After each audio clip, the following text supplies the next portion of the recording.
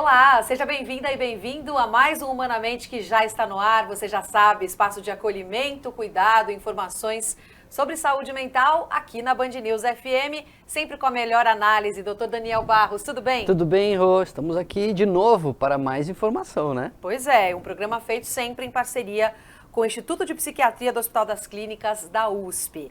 Elas estão bebendo cada vez mais. Bebem por questões culturais, incentivadas por um contexto em que as mulheres começam a ingerir bebida alcoólica cada vez mais cedo também. Bebem pela pressão que enfrentam em rotinas sobrecarregadas, muitas vezes solitárias.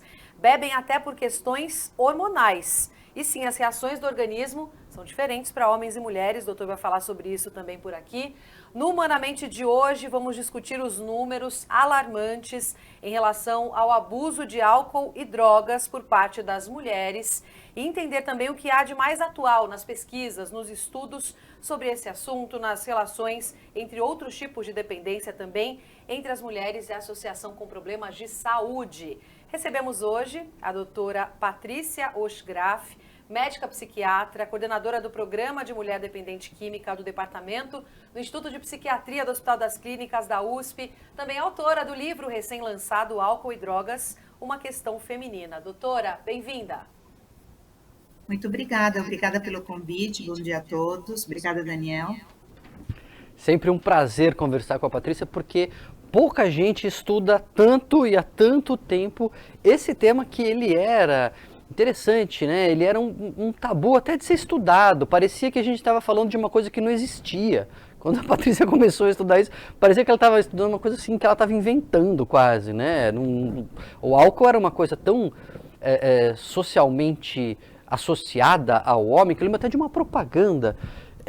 E aliás, essa propaganda talvez ela seja um sinal dos tempos, viu, Patrícia? Eu queria te ouvir sobre ela. Era nos anos 90 ali.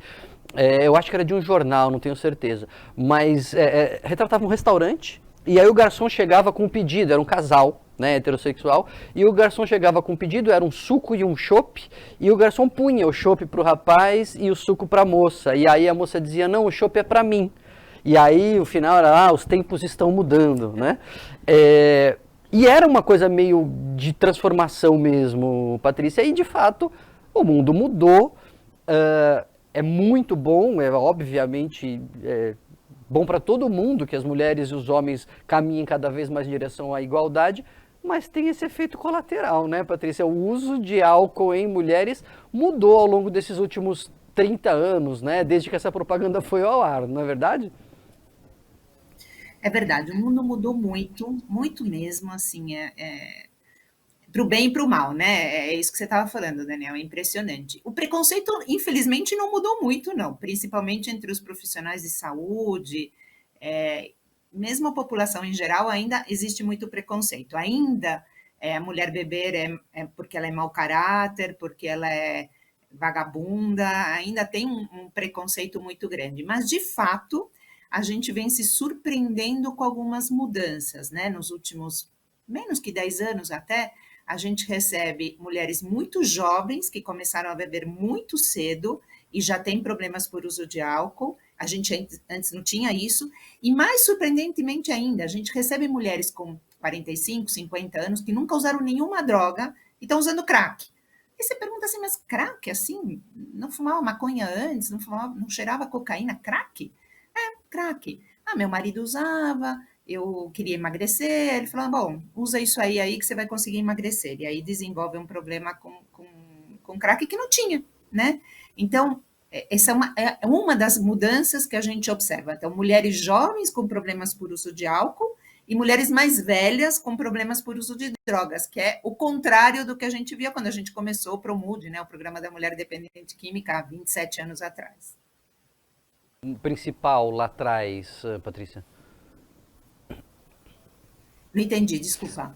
Lá atrás, né, quando começou o ProMUD, qual que era o perfil principal, qual era a principal demanda? Porque eu lembro também, nas novelas, quando começou a se tratar de mulher que usava álcool, era uma senhora já ali na meia-idade, uma mulher um pouco mais velha, que bebia escondido, quando o marido ia trabalhar, as crianças iam para a escola. Era assim? Isso continua acontecendo? Como é que tá como é que era o cenário e como é que ele está?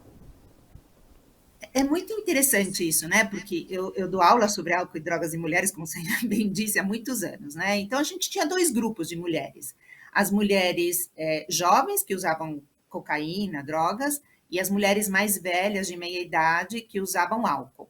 Então eram as mulheres que estavam na síndrome do ninho vazio, os filhos tinham saído de casa, os maridos ainda trabalhavam fora, elas não trabalhavam, isso coincidia com pico de síndrome depressiva, coincidia com a menopausa, e passavam a usar álcool como uma forma de automedicação da angústia, da insônia, da menopausa, e aí desenvolviam o alcoolismo. Então a gente falava que tinha dois grupos de mulheres e a gente tinha, de fato, esses dois grupos muito bem delineados. Isso bagunçou completamente, não dá mais para fazer grupos de terapia divididos pela idade.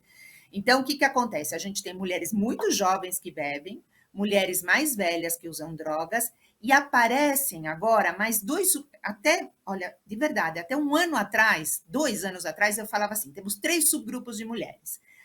As jovens usuárias com álcool, vamos lá, vamos com álcool primeiro.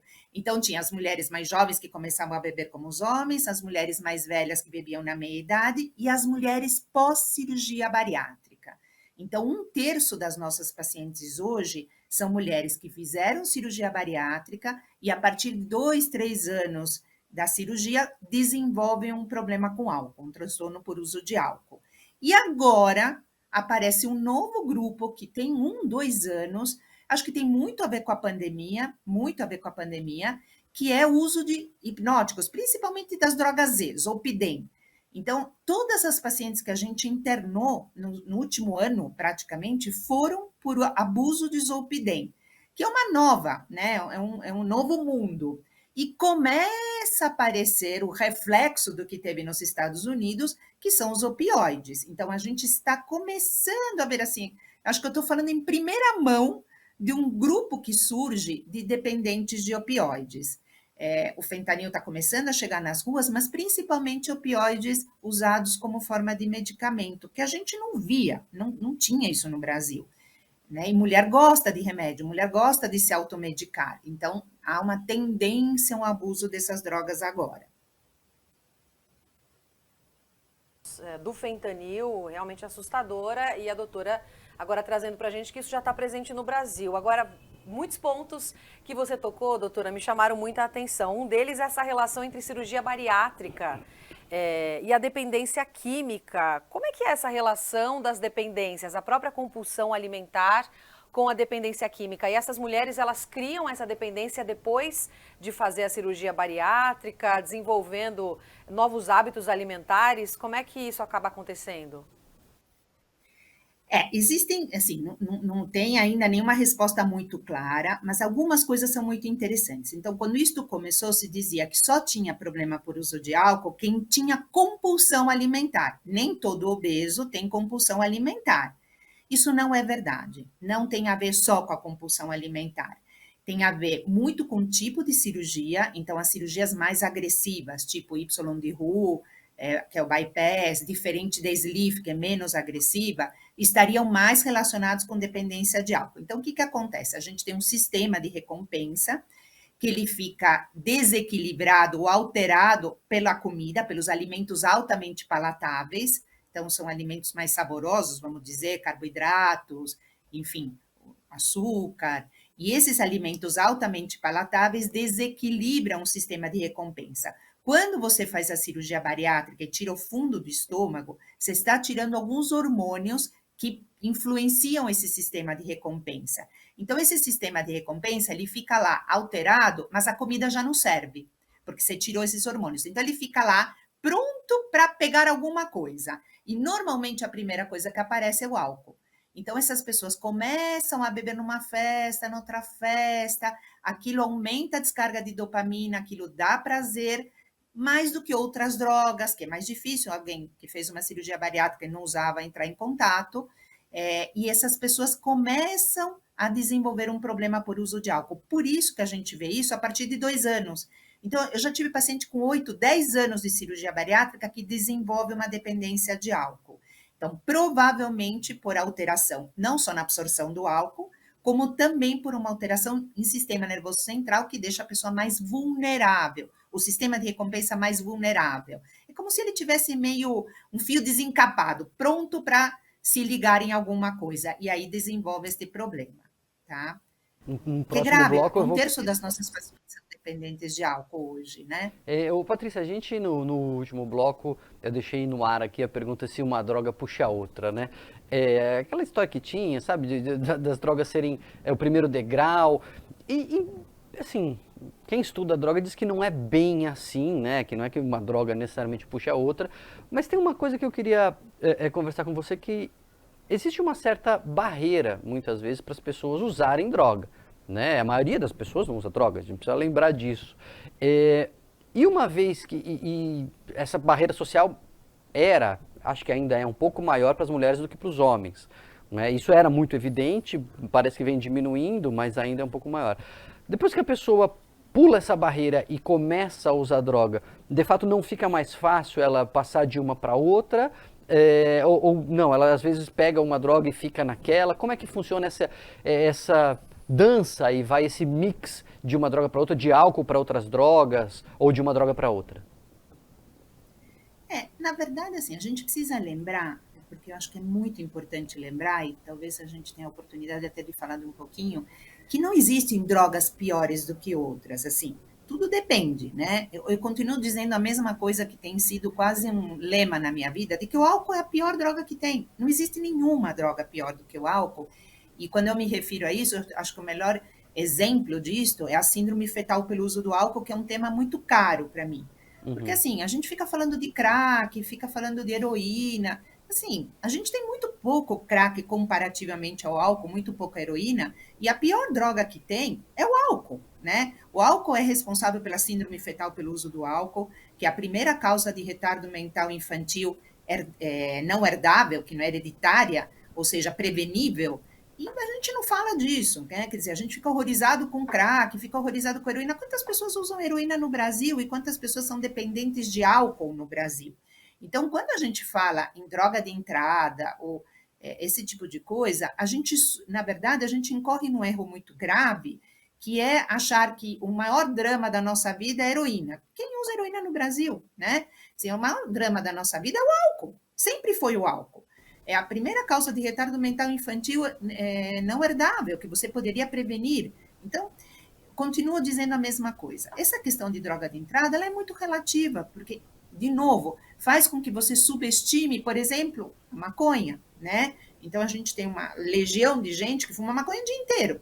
Ah, vai morrer de maconha? Não, ninguém vai morrer de maconha, não vai ter uma síndrome demencial, não vai ter uma parada cardíaca por maconha, mas convenhamos que alguém que fuma maconha o dia inteiro não vai produzir ou não vai ter uma vida muito adaptada de alguém que não usa esse tipo de droga. E agora a gente enfrenta as drogas Z, por exemplo, né? O Zolpidem, né? Que é um drama, né? É um drama. O Zolpidem hoje é um drama para a gente. A gente tem gente internada que toma 50 comprimidos de Zolpidem por dia, né? E faz coisas horríveis, né?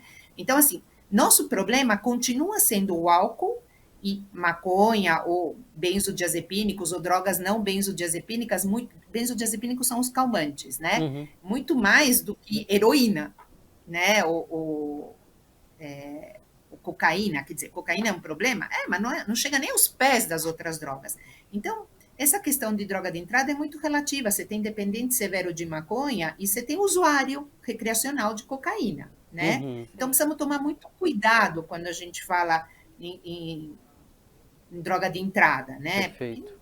não necessariamente isso acontece. Isso, na verdade, é um mito, né? Agora, o perfil da mulher usuária de maconha também mudou, Patrícia, nesses últimos anos? Como é que está em termos de problema? Não, né? A maconha não chega a nós em centros de tratamento, na verdade é isso, né? A maconha não chega. Por incrível que pareça, o que mais tem chegado a nós é dependência de Zolpidem, né? É o que mais tem chegado nesses últimos tempos, diferente, né? Tem sido dependência de Zolpidem, né? Então a gente se surpreende com algumas coisas, né? A mudança do perfil da mulher dependente de álcool, então vem mulheres muito mais jovens, com quadros muito mais graves. Você tem mulheres dependentes de cocaína mais velhas, que a gente não tinha, né? mas agora tem uma enxurrada de pacientes dependentes de Zolpidem, dependência de álcool pós-bariátrica. Então, a gente começa a se surpreender com algumas coisas que mudou, né? Realmente mudou o perfil, né? Embora venha a cocaína, venha a crack, não é que não vem, Uhum. mas não é nosso maior problema, né? Sim. Agora, eu queria depois voltar, a doutora falou de síndrome fetal, sobre a relação do álcool na gravidez, sobre o que isso pode causar no feto, no bebê, mas antes, já que a gente está falando tanto do Zolpidem, doutor, explica pra gente, os meros Perfeito. mortais, o que É, é o Zolpidem, porque tem muita gente falando sobre esse assunto. é verdade. Ele ficou até famoso um tempo atrás, ele virou meme, porque o sujeito comprou um pacote de turismo, comprou 2 pacotes de turismo, e aí no outro dia ele estava tentando cancelar, mas ele tinha feito a compra, ele tinha dado a senha, era ele mesmo que tinha feito, e ele falando com o atendente lá, ele dizia, não, mas é que eu tomei Zolpidem, eu estava sonâmbulo. Então é uma droga, é um medicamento que é usado para induzir o sono, então é o hipnótico, né? Ele não é um tarja preta, mas ele é um remédio que age no sistema nervoso central, induzindo o sono. Só que ele tem alguns efeitos colaterais, por exemplo, esse do sonambulismo. Se a pessoa não toma e já não deita, imediatamente ela faz 1000 coisas e depois não lembra o que fez, abre ali o, o WhatsApp dela, ela vê as maiores, né, as coisas assustadoras que ela fez e não lembra. E também, depois de alguns anos, isso demorou para a gente cair a ficha, né? Acho que a Patrícia tem também essa percepção. Mas depois que o remédio começou a ser muito usado, muito divulgado, até porque é aquela história, não vicia, não vicia, não vicia, pode usar, não é tarja preta, muita gente começou a usar e a gente vê que tem um perfil de pessoas que acaba desenvolvendo dependência e às vezes é isso que a Patrícia falou, dependências assustadoras, assim, a pessoa começa o dia de manhã já tomando um remédio que teoricamente seria para dormir e passa o dia tomando assim caixas e mais caixas do Zolpidem. Então, é um remédio que tem despertado aí uma boa preocupação da comunidade médica e o dado que a Patrícia falou é assustador, né? Todas as pessoas internadas pelo grupo de tratamento de álcool e drogas nos últimos tempos foi por conta de dependência de Zolpidem. Quer dizer, é aquilo que ela estava falando sobre o álcool. Às vezes a droga não é tão assustadora, não parece um bicho-papão, é um remédio, é um drink, mas é tanta gente usando que uma pequena porcentagem que dê problema já é um problema muito grande, né, para a sociedade. Com certeza. Agora, voltando na questão da dependência química e do uso do álcool na gravidez por causa da síndrome fetal, doutora, queria que você falasse um pouquinho mais sobre isso, porque antigamente a gente ouvia falar que os médicos chegavam a liberar, não, na gravidez pode tomar uma tacinha, pode tomar uma garrafinha pequena, um copo de cerveja e tudo mais, e hoje os médicos têm falado sobre estudos e concluído, pelo menos é o que a gente escuta falar, que não existe quantidade segura de álcool durante a gravidez. É isso? O que os principais estudos recentes sabem dessa relação de álcool durante a gestação, doutora? Olha, é isso mesmo, e na verdade, assim, isso é uma questão muito séria, né, até na comunidade médica, porque se fez um abuso, vamos dizer, de um estudo muito pequeno, que dizia que o grande drama da humanidade eram os crack babies. Então, mães que usavam cocaína na gravidez seriam quase criminosas, e se fez um maior bafafá por conta disto, e na verdade, isso não é verdade, teve todo um meia-culpa da pessoa que fez esse estudo e que divulgou esses dados, e a nossa maior problema é o álcool. O álcool é o maior problema, tá na Bíblia, que mulher que está grávida não pode beber, tá? Isso é conhecido há muito tempo, mas se fala pouco, porque não tem um interesse nisto, né? Mas, na verdade, a síndrome fetal pelo uso do álcool são crianças que têm malformações de face, de corpo, retardo mental em 50% dos casos, e como a gente não sabe qual é a quantidade segura para a mãe beber durante a gestação, o recomendável é que ela não beba nada. É claro que se você toma meia taça de vinho, vai fazer um brinde, não vai acontecer nada, mas nós não sabemos quando começa a acontecer alguma coisa, então é melhor não beber, né? Quer dizer, você tem a vida inteira para beber, você não precisa beber nos 9 meses, né? E existem estudos que começam a falar que isso também poderia atrapalhar a espermogênese no homem. Existe um estudo. Então, assim, o recomendável é que não se abuse de álcool na época da gestação, né? Na concepção e na gestação, né? A mulher, certamente, né? É muito bem definido a síndrome fetal pelo uso do álcool. É a única droga que tem uma síndrome fetal clara. É a terceira causa de retardo mental infantil, né? A primeira prevenível. Então, assim, não é para beber na gravidez, né? Não é para beber na gravidez, isso se sabe há muito tempo. Mas existe muito preconceito, né? Então, isso não é divulgado, na minha opinião, conforme deveria ser divulgado, Uhum. né? Até porque você não consegue fazer um estudo, né, Patrícia? Assim, ó, vamos pegar assim 1.000 grávidas, né? E vamos dar assim, Testar. para uma não vamos beber nada, para outra vai beber um pouco, para outra vai beber muito, e vamos ver quantos filhos tem mais problema. E não dá para você fazer estudo, né? Não tem sentido.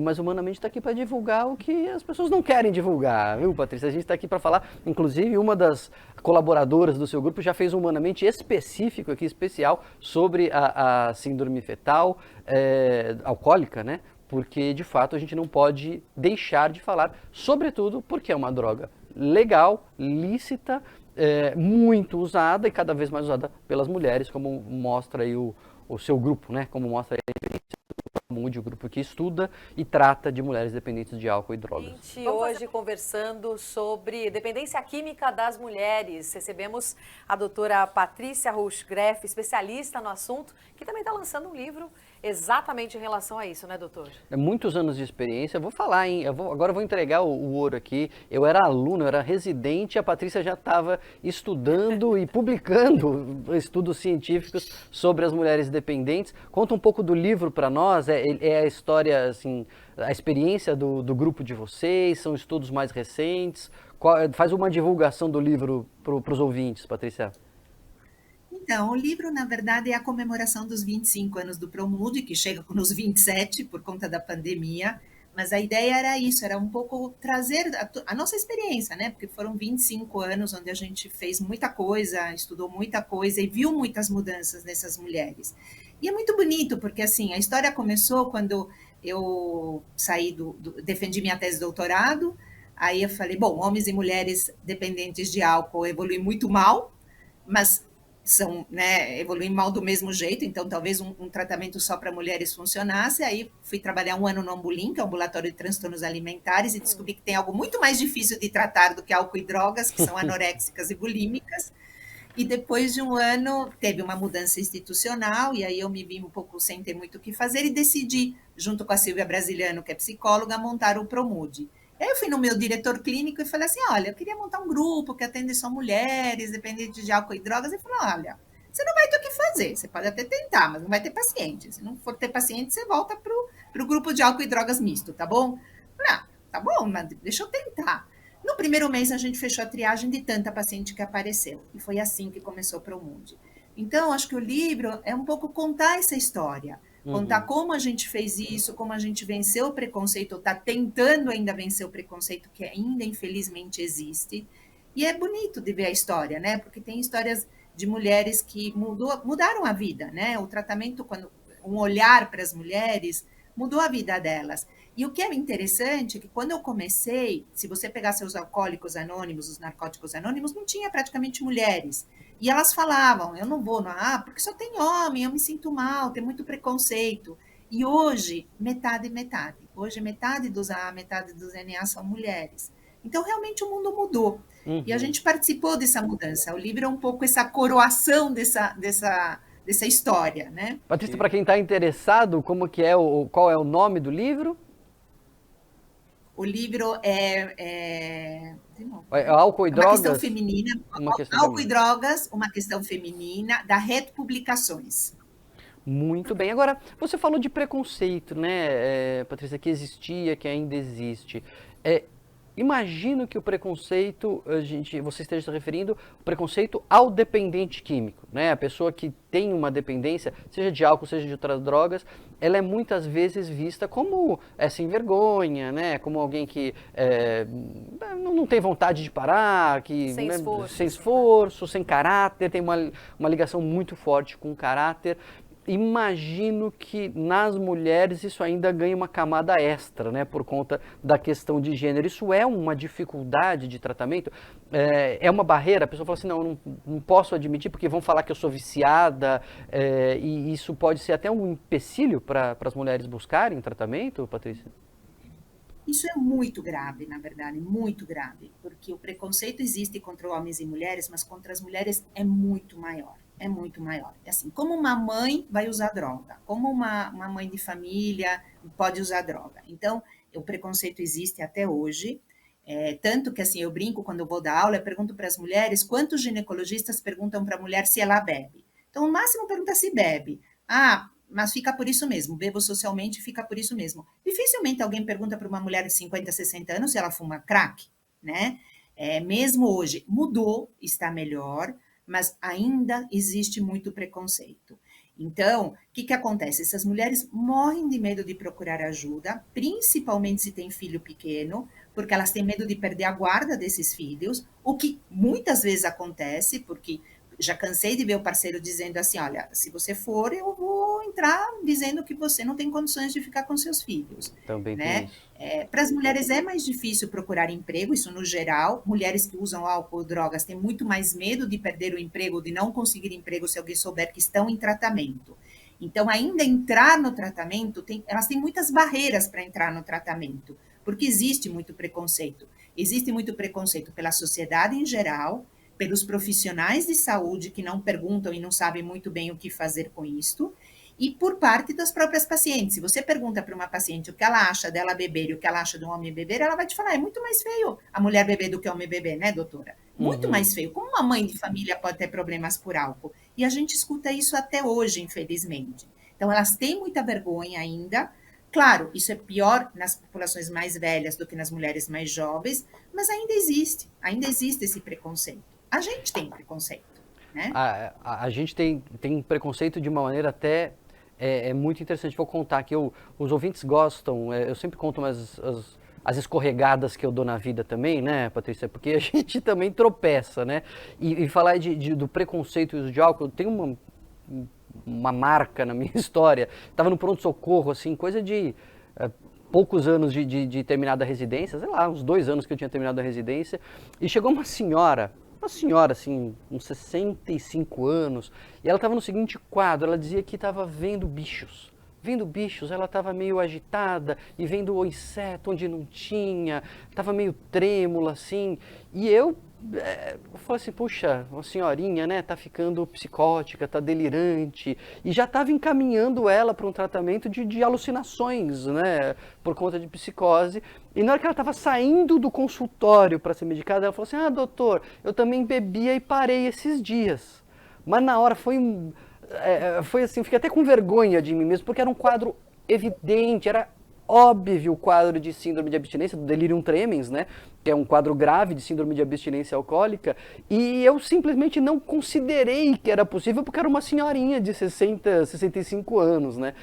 Como não está no nosso radar, como não está na nossa cabeça, isso também é um preconceito que dificulta até a gente identificar o problema. E como é que a gente vai tratar um negócio que a gente não identifica, né, Patrícia? Daí a importância de a gente trazer essa discussão, da importância do livro, da importância da gente divulgar. Isso é uma doença, isso existe, acontece em mulheres, não é culpa delas, não é culpa de ninguém, é como qualquer dependência química, né? É importantíssimo a gente trazer essa mensagem. E tem um dado importante que a mulher, ela não vai procurar o psiquiatra, ela vai procurar o médico geral, o ginecologista, com queixas vagas de saúde, formigamento nas pernas, mal-estar, furou nariz. Se o médico não pensa nisso, como foi naquele momento com você, não pergunta. E se ele não Uhum, pergunta, ela não conta. Você teve sorte que ela contou, porque a maioria tem muita vergonha e não conta, não uhum. conta. E aí tá feito o problema, né? Porque a mulher vai pedir ajuda, o médico não tá atento, nem pensa nessa possibilidade e ela fica sem ajuda. É uma pena, Perfeito. né? Aprendam com os meus erros, não esperem cometer os seus erros, aprendam com o meu. Nunca mais esqueci. Né? Essa é o tipo de lição que você não esquece nunca mais na vida. Né? Eu lembro do constrangimento que eu fiquei, mas era óbvio, né? Como que eu não pensei nisso? Mas é porque não se discute, não se fala, e daí a importância de a gente trazer a baila, né? Essa discussão. Agora, o tratamento, ele ajuda mesmo, né, Patrícia? Porque a gente também tem esse preconceito de forma geral, a população fala assim: ah, mas também vai tratar, não vai adiantar nada. E o livro traz essas histórias, e é importante ouvir que tratar faz diferença na vida da pessoa e, de fato, pode ajudar bastante. Então, Daniel, eu tenho também uma história engraçada com isso, né? do saudoso professor Carlini, né? Porque a gente mostrou os dados do Promude, ele fala assim, não, é mentira. Eu falei, como assim, professor? Não é mentira, é verdade, que eu não ia mentir numa coisa dessas. Porque, assim, 80% das nossas pacientes que ficam no primeiro mês, melhoram depois de 6 meses, 50% depois de 1 ano, né? São dados muito acima da literatura geral. Ele fala assim, não é possível.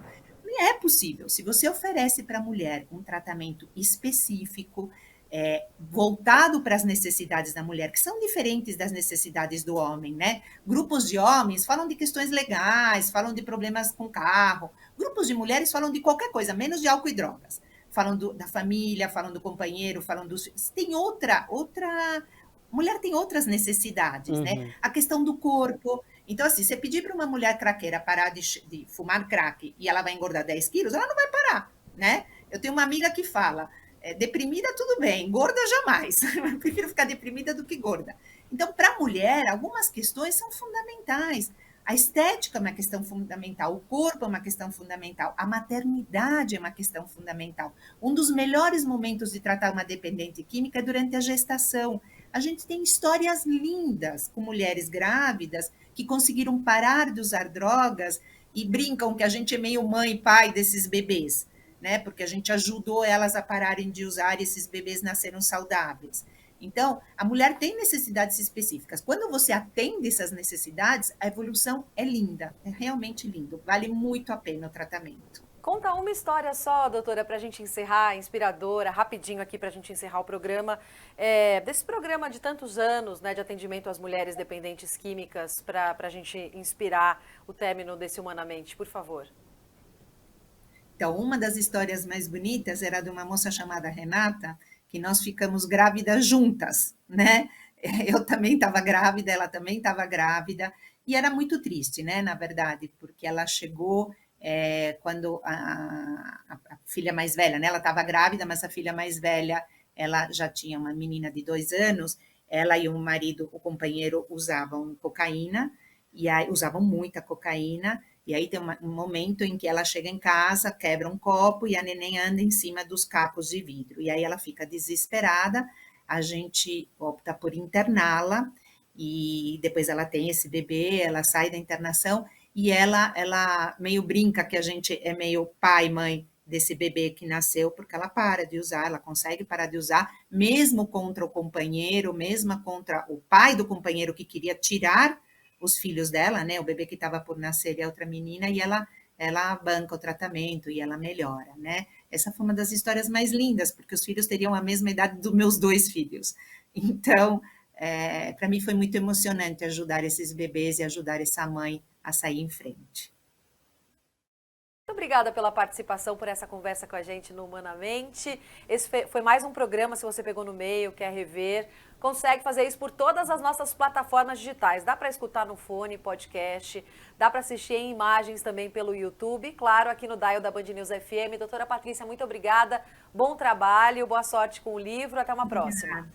Valeu, Patrícia, um beijo, tchau, tchau. Obrigada. Doutor Daniel Barros, voltamos na semana que vem com outros temas importantes também. Boa semana, beijão. Sempre aprendendo, vamos em frente. Isso.